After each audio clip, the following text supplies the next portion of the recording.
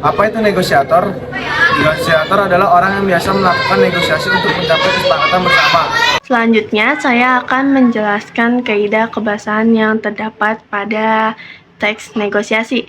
Yang pertama ada pronomina atau kata ganti. Pronomina adalah kata ganti orang atau benda, biasanya terdapat pada sebuah kalimat teks dialog. Sebagai contoh, selamat pagi, ada yang bisa dibantu, Bu? Lalu, saya di sini sedang mencari pakaian seragam. Bu dan saya adalah contoh kata pronomina.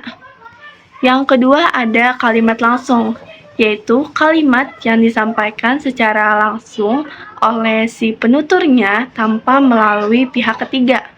Biasanya ditandai dengan tanda kutip. Sebagai contoh, besok akan diadakan diskon besar-besaran. Nah, itu disampaikan secara langsung.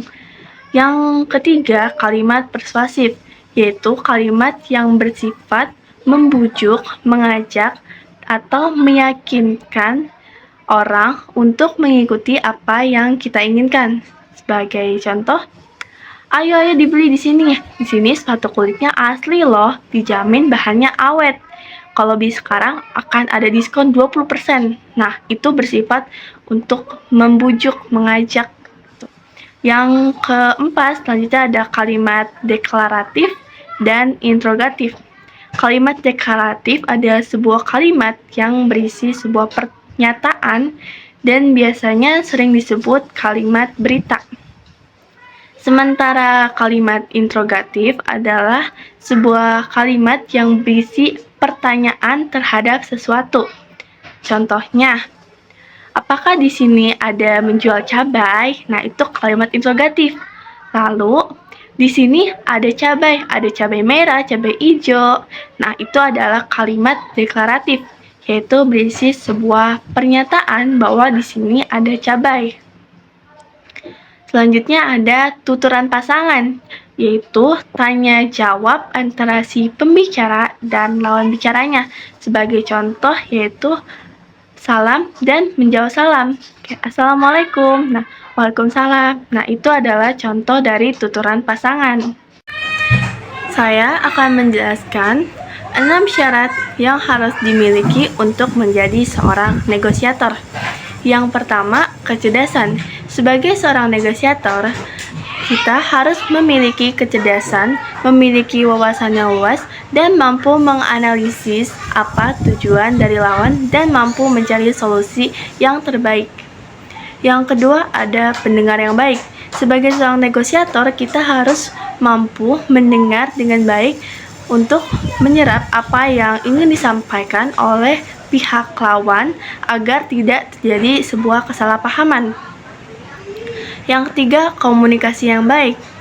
Sebagai seorang negosiator, kita harus mampu memiliki kemampuan komunikasi yang baik agar bisa menyampaikan dengan jelas apa tujuan dari apa yang kita omongkan. Yang keempat, toleransi. Pasti dalam sebuah negosiasi akan terjadi perbedaan sebuah pendapat, dan sebagai seorang negosiator harus mampu menerima pendapat yang berbeda-beda. Yang kelima, kecerdasan emosional. Dalam negosiasi pasti akan ada yang namanya situasi tegang. Maka dari itu kita harus mampu memiliki kecerdasan emosional, mampu mengendalikan emosi dan tetap tenang dalam setiap keadaan. Yang keenam, strategi dan perencanaan. Sebagai seorang negosiator harus mampu mempersiapkan secara matang apa yang akan kita lakukan dan memastikan bahwa negosiasi terjadi secara lancar. Ya, saya akan menjelaskan ciri-ciri yang biasanya dimiliki oleh seorang negosiator. Yang pertama, mendengarkan aktif. Seorang negosiator harus mampu menangkap kata-kata, nada, dan bahasa tubuh lawan bicaranya untuk mengetahui apa tujuan dari lawan bicaranya dan apa yang mereka butuhkan. Yang kedua, bertanya tepat.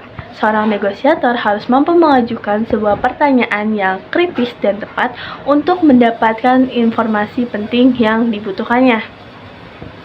Yang ketiga, kontrol emosi. Seorang negosiator harus mampu bersikap tenang dalam keadaan situasi apapun. Yang keempat, persiapan matang. Sebelum terjadinya negosiasi, kita seorang negosiator harus mengetahui terlebih dahulu siapa lawan bicara kita, apa tujuannya, dan apa kelemahan dari lawan bicara kita. Yang kelima, bahasa tubuh yang efektif.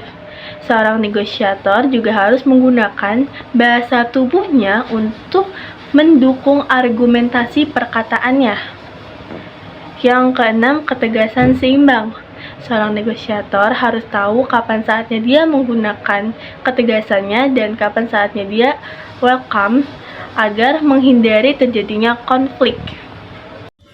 Karakteristik negosiator ada 5. Yang pertama, komunikasi efektif. Yang kedua, empati. Yang ketiga, strategis. Yang keempat, sabar. Dan yang kelima, beretika. Saya akan menjelaskan strategi negosiator. Strategi negosiator ada 6, yaitu pertama adalah win-win. Win-win itu adalah mencari kesepakatan yang menguntungkan kedua belah pihak. Yang kedua itu ada aktif mendengarkan. Aktif mendengarkan itu kayak memahami kebutuhan lawan atau keinginan lawan.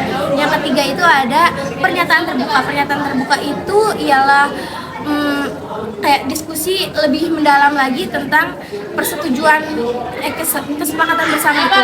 Yang keempat itu ada menggunakan data. Menggunakan data ini kayak dia mengambil keputusan atau membuat keputusan secara faktanya. Yang kelima itu ada menghindari konflik. Menghindari konflik itu kayak fokus pada solusi bukan pada masalahnya.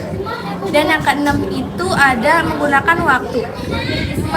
Menggunakan waktu ini kayak si negosiator ini kayak pintar dalam memilih, harus pintar dalam memilih waktu kapan memulai bernegosiasi tersebut. Terima kasih. Nah, selanjutnya aku bakal ngejelasin tentang jenis-jenis dari negosiator. Jadi yang pertama ada negosiator curang. Dari namanya aja kita udah tahu kan, kita udah tahu kalau misalnya negosiator curang itu apa sih? Nggak adil. Nah, jadi yang kita tahu negosiator curang itu tipe ini sangat tidak jujur dan akan melakukan apapun untuk mendapatkan keuntungan pribadi, termasuk mungkin dengan berbohong atau memanipulasi informasi. Nah, contohnya seperti apa sih? Misalnya nih, ada negosiator yang curang, berpihak pada satu perusahaan dan memberikan informasi yang salah kepada perusahaan lain demi kepentingan pribadi atau perusahaan yang dipihaknya. Jadi kayak misalnya mereka disuap atau kayak dibayar, jadi mereka nggak enak karena dibayar, akhirnya mereka hanya membela pihak salah satunya aja. Selanjutnya ada negosiator profesional. Profesional itu kita tahu kan apa? Profesional itu berarti dia udah mempelajari data dengan cermat, berarti dia udah pintar, dia udah menguasai suatu bidang itu. Tipe ini tuh sangat kompeten, pastinya jujur dan fokus pada solusi yang menguntungkan semua pihak. Jadi dia nggak mau menang sendiri. Ini memakai strategi win to win. Nah, contohnya tuh kayak gimana sih? Jadi contohnya itu misalnya dia tuh mempelajari data dengan cermat, terus dia mendengarkan dulu nih kedua belah pihak yang secara adil. Maksudnya kayak misalnya kedua belah pihak itu lagi berantem, lagi debat masalah negosiasi. Nah, si negosiator profesional ini fungsinya adalah dia menengahkan keduanya dan mencari jalan yang baik gitu dan adil untuk keduanya. Nah, selanjutnya ada negosiator naif. Negosiator naif itu kayak gimana sih? Naif itu tipe ini tuh mudah percaya. Dia itu bisa dibilang polos karena ya seringkali dimanfaatkan karena kurang pengalaman mungkin dan kurang tegas. Tapi kurang pengalaman ada lagi ya guys. Nah, contohnya tuh kayak gimana sih? Misalnya negosiator yang naif terlalu mudah percaya bahwa kedua teman akan menyepakati hasilnya tanpa memeriksa lebih lanjut. Mereka menerima begitu saja tawaran yang kayaknya tuh adil gitu. Nah, tapi kalau misalkan kalian mungkin belum paham, aku punya contoh lagi. Ini misalnya kalian itu ada seorang mahasiswa yang kos di suatu kosan. Nah, kalian lagi debat nih sama ibu-ibu kosannya. Nah, terus si negosiator ini karena mungkin dia polos, dia lagi mau menengahkan, akhirnya dia membela ibunya. Kenapa? Karena mungkin si ibu ngomong kalau misalnya harganya tuh emang di Jakarta lebih tinggi, tapi dia akhirnya kayak ya udah ya aja tanpa dia tuh tahu tanpa mencari data-datanya. Jadi, nah selanjutnya ada negosiator kurang berpengalaman. Nah, seperti yang kita tahu kalau kurang berpengalaman tadi emang aku sempat bilang kalau kurang berpengalaman di poin 1. Namun kurang berpengalaman yang maksud ini tuh bukan lebih ke mungkin dia masih kurang percaya diri dan segala macam. Jadi tipe ini tuh masih dalam tahap belajar dan seringkali kurang percaya diri atau tidak memiliki pengetahuan yang cukup tentang negosiasi. Jadi itu mungkin jadi ya mungkin emang kurang berpengalaman. Contohnya tuh kayak gimana? Misalnya ada 2 tim nih dalam sebuah perusahaan sedang bernegosiasi mengenai pembagian tugas. Nah, dia ini cukup tahu bagaimana menilai kebutuhan masing-masing tim secara mendalam sehingga cenderung membuat keputusan yang terburu-buru atau tidak objektif. Hasil negosiasi bisa jadi tidak optimal karena kurangnya persiapan dan pemahaman. Jadi dia nggak ngerti harus gimana, dia nggak ngerti harus riset data terlebih dahulu. Pada akhirnya dia hanya menunggu saja. Berikut adalah macam-macam dari negosiator. Yang pertama ada kolaboratif, yang artinya itu dia mencari solusi yang menguntungkan semua pihak. Jadi negosiatornya itu adil ya. Dia itu ingin menguntungkan semua pihak dengan strategi win to win. Nah, contohnya tuh kayak gimana, peran negosiatornya tuh kayak gimana? Misalnya dia itu membantu mereka mencari cara agar tugas diselesaikan lebih cepat tanpa mengorbankan kualitas pekerjaan. Mereka sepakat membagi tugas berdasarkan kekuatan masing-masing sehingga kedua pihak merasa puas dan produktivitas meningkat. Nah, yang kedua yaitu ada negosiator kompetitif. Contohnya kayak gimana? Dia ini ingin menang dan mendapatkan keuntungan yang sebesar-besarnya. Ini itu negosiator yang terbaik ya guys. Contohnya maksudnya tuh kayak yang saya maksud itu, jadi ada temen mungkin disuruh tempat duduknya sama gurunya itu cowok cewek. Nah, tapi karena si cewek ini pengen deketan sama temennya juga, akhirnya dia marah ke temennya satu lagi. Si dia yang berperan sebagai negosiator kayak manipulasi lah, kayak udah nggak apa-apa soalnya kan mungkin dari absen, jadinya dia di belakang saya deh misalnya gitu. Jadi dia cuma menangkan dia. Nah, yang ketiga ada akomodatif. Akomodatif itu kayak gimana? Yaitu lebih mengutamakan hubungan dan menghindari konflik. Contohnya tuh kayak ada kakak beradik yang mau makan makanan yang berbeda, yang punya pendapat yang berbeda tentang makanan. Si adik mau makan ini, si kakak mau makan bakso. Nah, karena mereka bingung, mereka debat mie bakso. Akhirnya si negosiator atau ibunya ini beliau ngomong bahwa kalau misalnya lebih baik si kakak mengalah ke adiknya, bahkan maupun si ibu itu tuh kurang suka dengan makanan tersebut. Yang keempat itu ada kompromi. Dia itu tentang mencari titik tengah antara kepentingan masing-masing. Nah, peran negosiatornya itu, jadi dia tuh daripada ribet di antara kedua pilihan ini, nggak ada yang mau ngalah, jadi mending dia ngasih satu pilihan untuk jalankan bareng-bareng. Misalnya si ade mau ke pantai dan si kakak itu pengennya ke mall. Nah, karena mereka terus debat, akhirnya bahkan nggak ada yang mau ngalah. Akhirnya si negosiator ini nyuruh kayak, ya udah kita ke pegunungan aja. Itu jadi titik tengahnya itu ada di bagian dia akhirnya memutuskan bahwa kita sepakat untuk ke pegunungan aja. Biar kedua saudara tersebut itu tuh saling merasa puas. Jadi nggak ada yang merasa dirugikan, nggak ada yang merasa diuntungkan. Yang kelima mungkin ada menghindari negosiasi atau konflik. Dia ini benar-benar yang misalkan ada 2 temen nih yang debat tentang saling negosiasi. Nah, dia tuh ngerasa kayak nggak peduli, bukan urusanku gitu.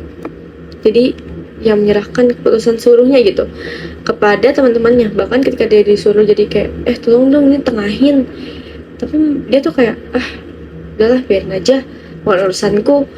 Yang mungkin yang tahu juga teman-temannya doang. Nah, berikutnya aku bakal ngasih tahu nih ciri-ciri dari kolaboratif, dari negosiator kolaboratif. Dia itu fokus pada solusi win-win yang menguntungkan semua pihak. Dia itu membuka komunikasi dengan jelas dan transparan. Dia itu juga yang ketiga, dia itu berusaha memahami kebutuhan dan kepentingan semua pihak. Jadi dia itu bagus deh, dia itu adil. Nah, yang kedua itu ada kompetitif. Nah, kompetitif ini ciri-cirinya itu fokus untuk menang dan mendapatkan keuntungan sebesar-besarnya, baik untuk diri sendiri maupun untuk mungkin pihak yang telah menyuap dia. Nah, yang kedua itu dia itu sering menggunakan taktik agresif, guys. Jadi seperti tekan waktu atau mungkin kayak ancaman. Yang ketiga itu cenderung mengabaikan kebutuhan atau kepentingan pihak lain. Jadi dia nggak peduli tentang yang ini bakal kalah dengan nasibnya gimana. Nah, biasanya makan saran yang dia kasih untuk si si yang diuntungkan itu kadang nggak bertahan lama, jadi dia cuma ingin menguntungkan diri sendiri aja, jadi bukan untuk jangka yang panjang. Nah, selanjutnya ada akomodatif. Akomodatif ini cirinya tuh kayak dia lebih menguntungkan hubungan baik daripada hasil negosiasi. Jadi emang tetap aja ada hubungan yang baik antara adik dan kakak, misalnya antara dua teman yang saling emang berteman dari awal dan tetap pengen pokoknya harus tetap teman, mereka nggak boleh sampai berantem. Yang kedua itu mereka sering mengalah atau memberikan apa yang diinginkan pihak lainnya, udahlah itu aja ya.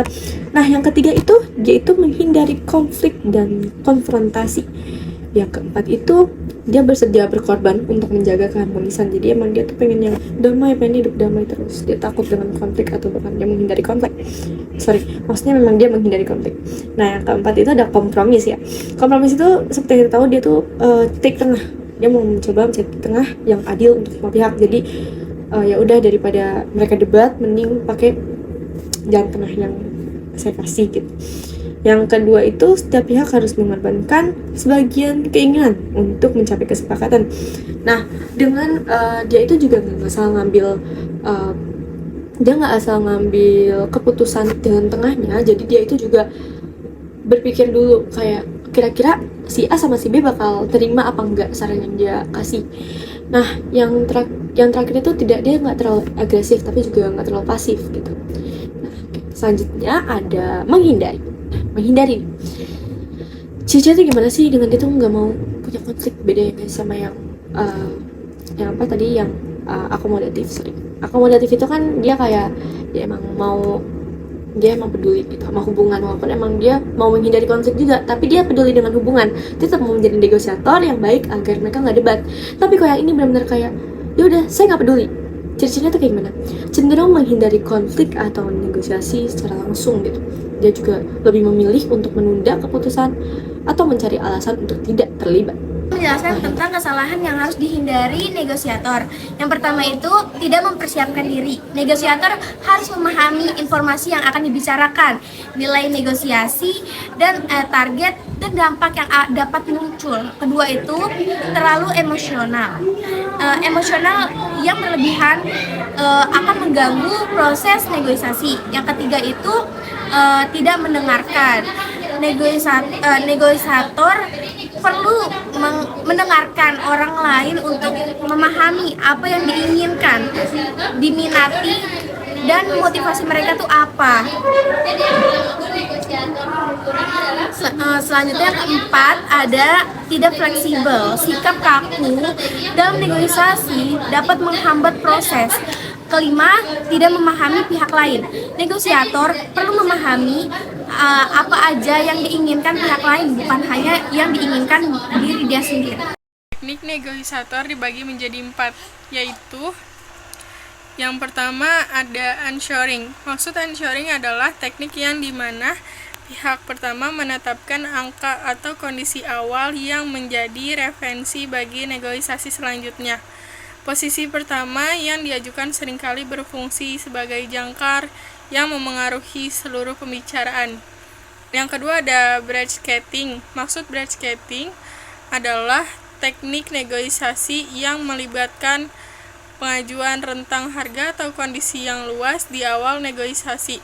Dengan ini, kedua belah pihak mengetahui posisi masing-masing dan menemukan titik tengah yang bisa diterima. Yang ketiga ada NPL atau Neuro Linguistic Programming. Maksud NPL adalah teknik yang digunakan untuk memengaruhi persepsi dan perilaku pihak lawan dengan menggunakan bahasa yang persuasif, membangun hubungan emosional, dan menciptakan pengaruh positif. Dalam negosiasi, NPL digunakan untuk menciptakan kesan positif, menyelaraskan cara berbicara dengan lawan bicara, dan merangsang respon tertentu. Yang keempat ada time pressure. Maksud time pressure adalah teknik yang memanfaatkan batasan waktu untuk mendorong pihak lain membuat keputusan cepat yang dapat menguntungkan pihak yang memberi tekanan waktu. Biasanya, tekanan waktu digunakan untuk mengurangi proses negosiasi dan membuat pihak lain merasa harus segera mengambil keputusan.